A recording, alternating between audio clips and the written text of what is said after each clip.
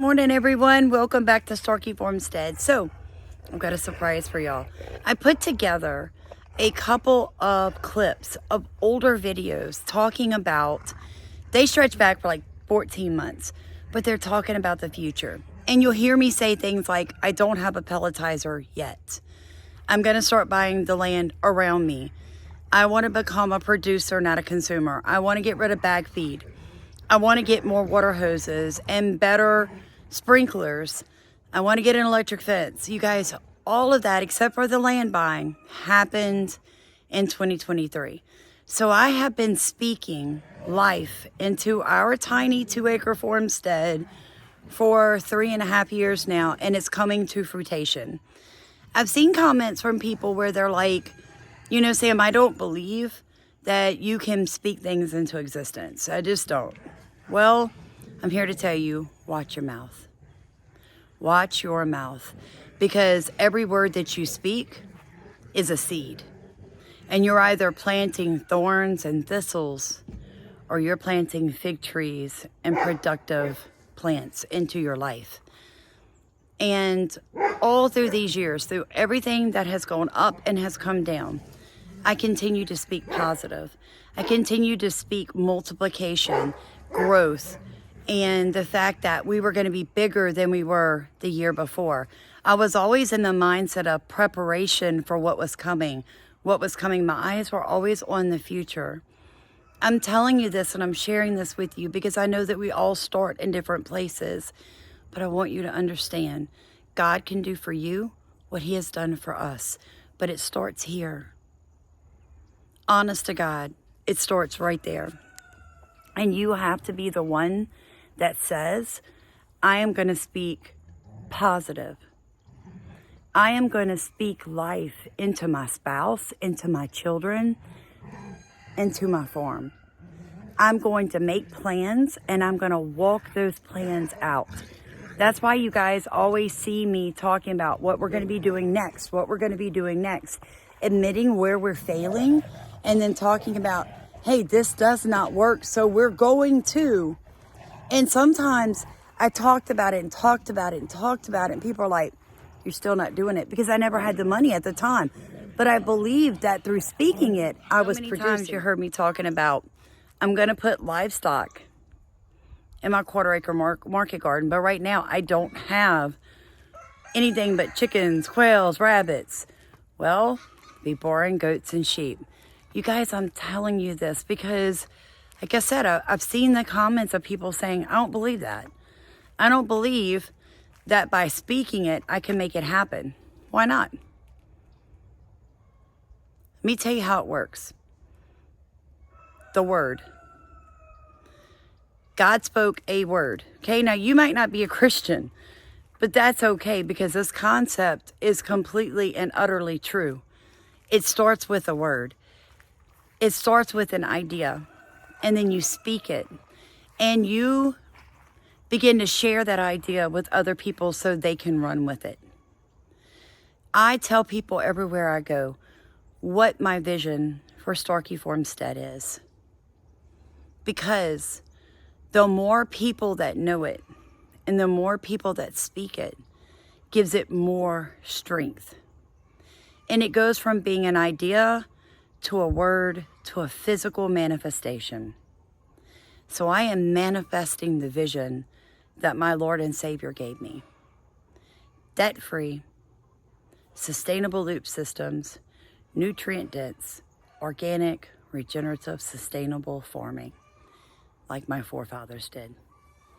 Thank you so much for being with us. Enjoy these clips because, like I said, they stretch back for 15, 16 months, and you're going to see the changes. Because one point I'm talking to chicken, I'm like, we're going to put a fence right here.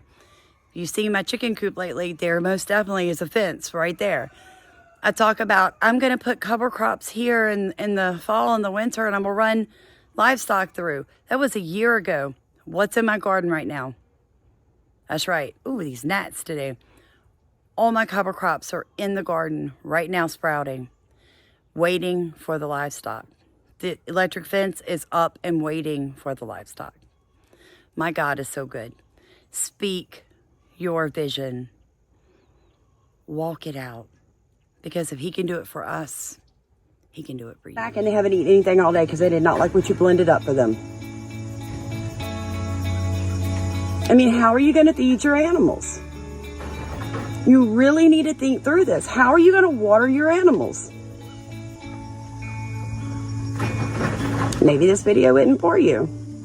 Maybe you're going to continue to bag feed them and you're never going to think through that.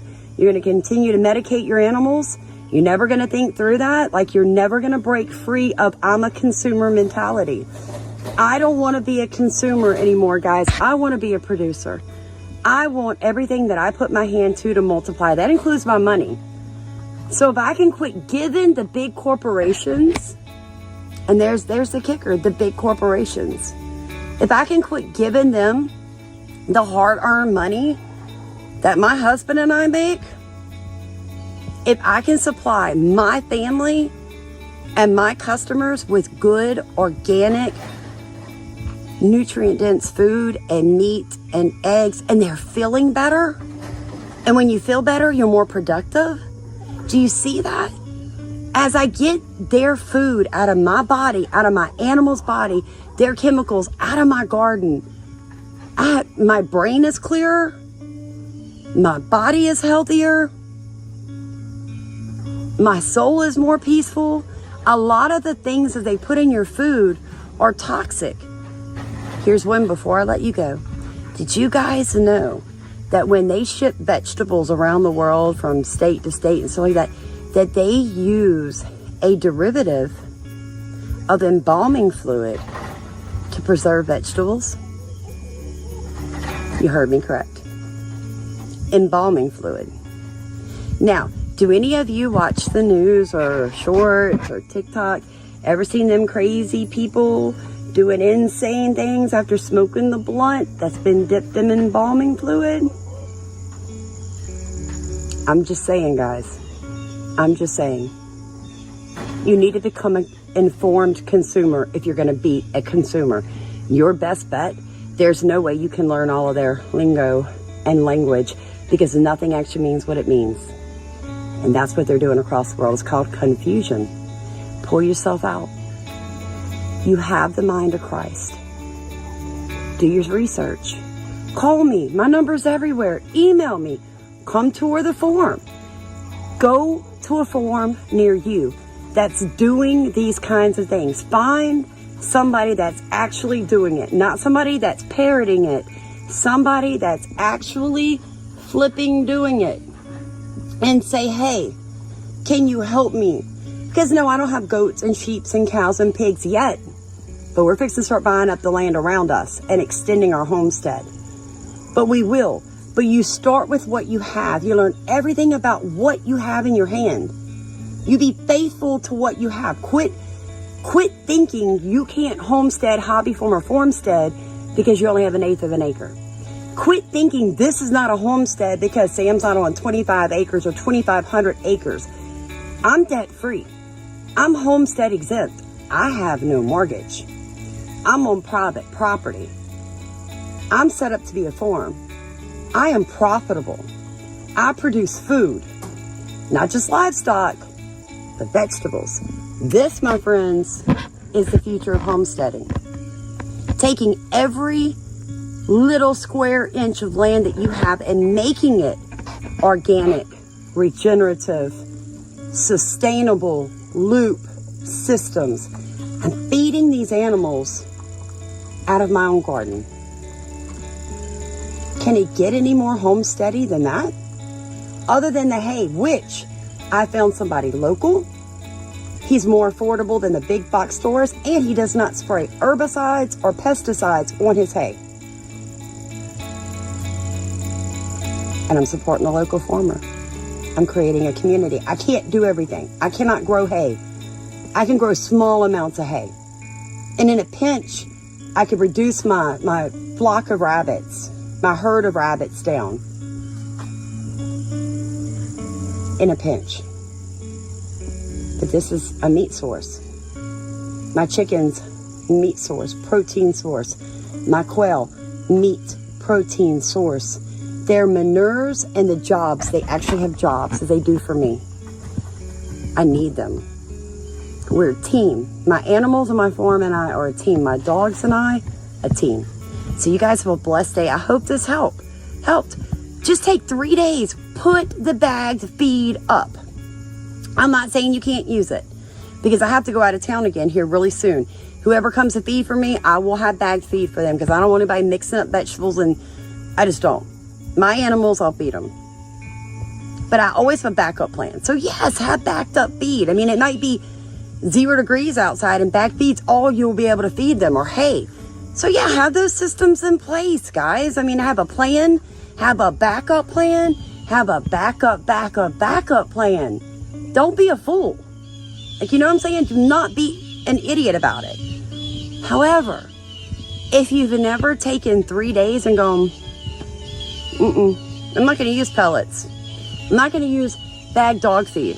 I'm going to feed my animals. I'm not going to use any bagged items. I'm going to feed my family on all natural. If you've not practiced, you're in trouble.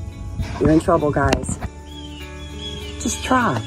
Try and be honest with yourself. Okay, this needs to change. That needs to change. That needs to change. Ooh, I nailed it here. Ooh, go me. Celebrate the successes. Be honest about the failures. Find a solution to the issues, okay? Because if it's a problem, it has a solution. Problems are things money can't fix. And for you that have lost family members to addiction or cancer or anything else, I'm telling you, you understand what I'm saying. If money can fix it, it's not a problem. Then corn, and then corn, and it just keeps going. Corn. Now what you see green that's breaking through here is not a weed.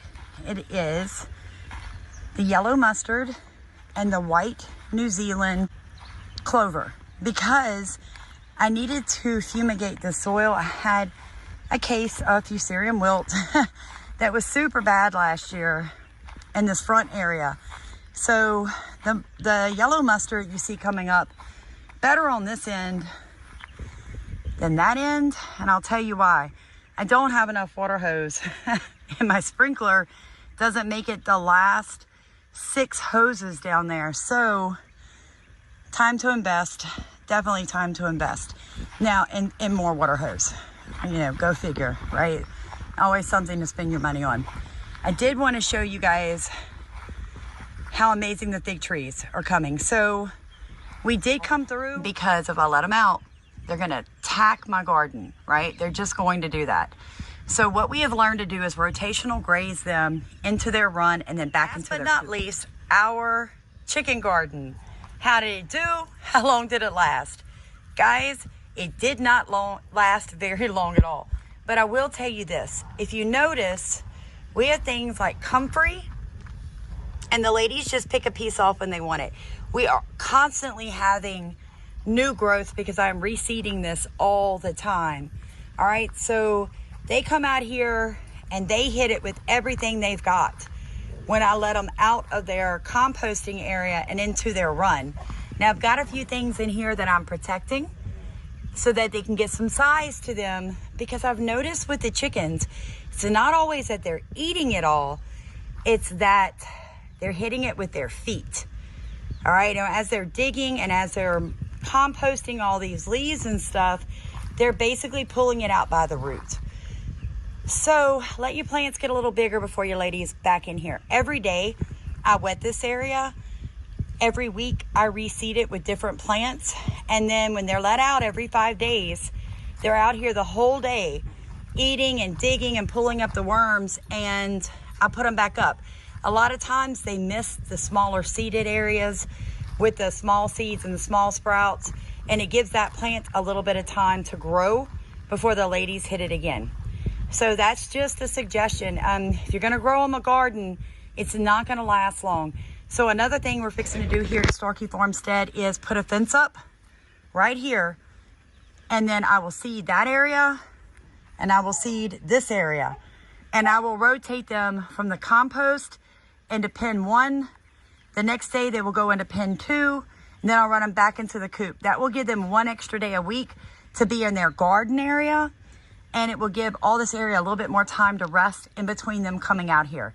Remember, regenerative agriculture, you can do it on a super small scale. You just need to think through your processes. So, I mean, you may have a better process, and if you do, I would love for you to share it. We thank you guys for watching. It means a lot to us to be able to share what we have learned, and we'd love to hear what other people have learned. We all don't have the same soil. We all don't have the same environment, the same setup, the same amount of land, any of that. But we can all learn from each other. So this is how farmsteads or homesteads. We go through periods of what I call growing pains. And for the last couple of days, Stephen and I have been having tremendous growing pains. And I found some comfort in Ecclesiastes 3, where God talks about there's a time for everything. And the period that Stephen and I are in right now is a growing period. Everything that we've been working on for 3 years is becoming very productive, very self-sustaining. It's just growing. And as it grows, we're finding that we're having to let go of some things. So I wanted to show you guys this morning what our shop, they're doing it now, something to the feed. If I wanted to take over a whole country and control the food supply, and I knew that people had chickens, but they hadn't figured out how to feed their chickens, well, then I would provide the chicken food for the chickens. And maybe, just maybe, that wouldn't be the best thing for the chickens, if you understand what I'm saying.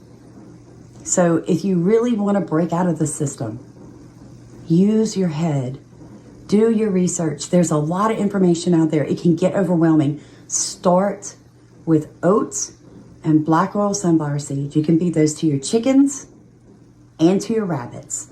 Start with that right now in the winter.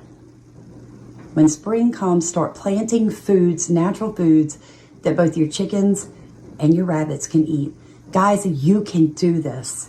We come from generations of people who built this country from nothing.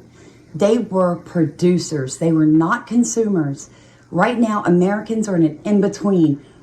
We consume and we produce.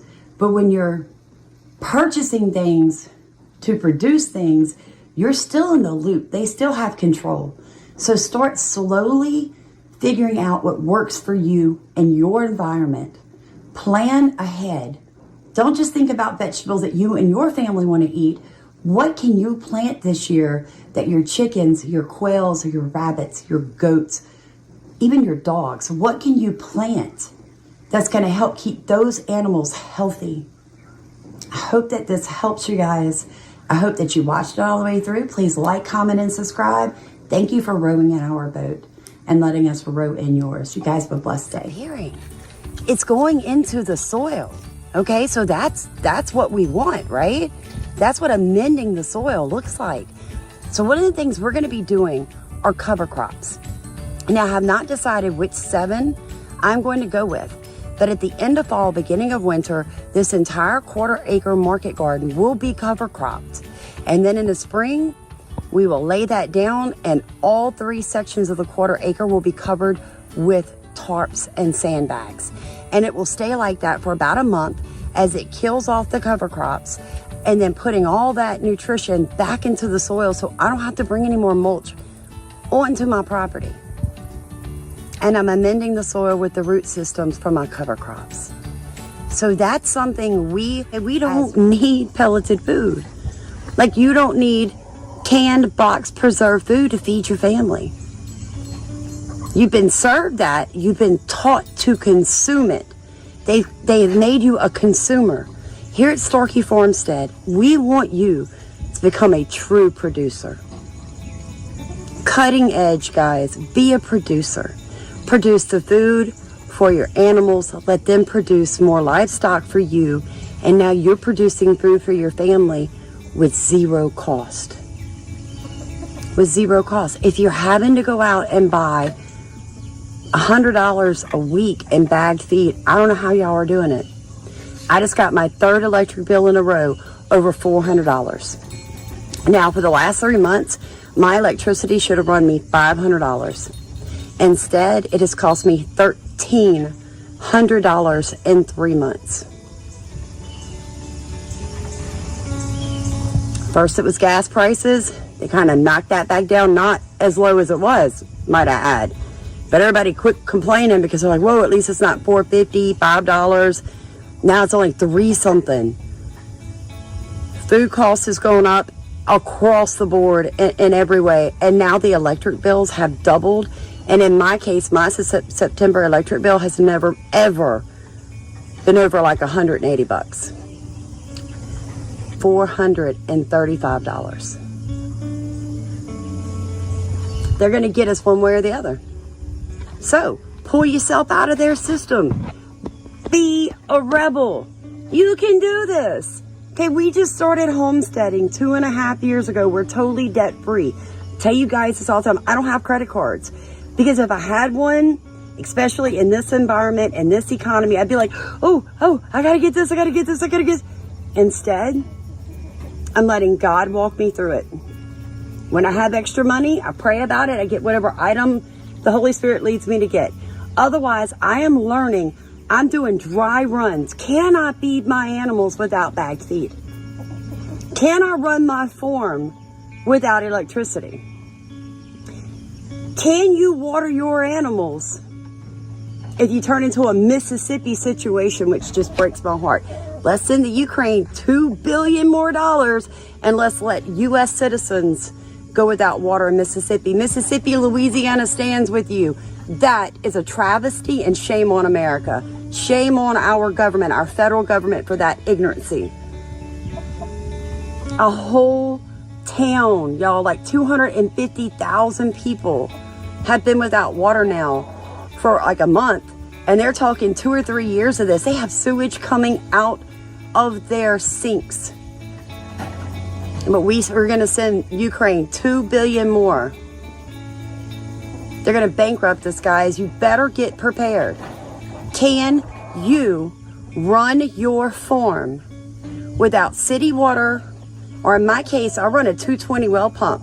I had a dry run last year with Ida, Hurricane Ida in Southeast Louisiana. 15 days in August in Southeast Louisiana with no electricity and no water. Because when my electricity goes, I lose water.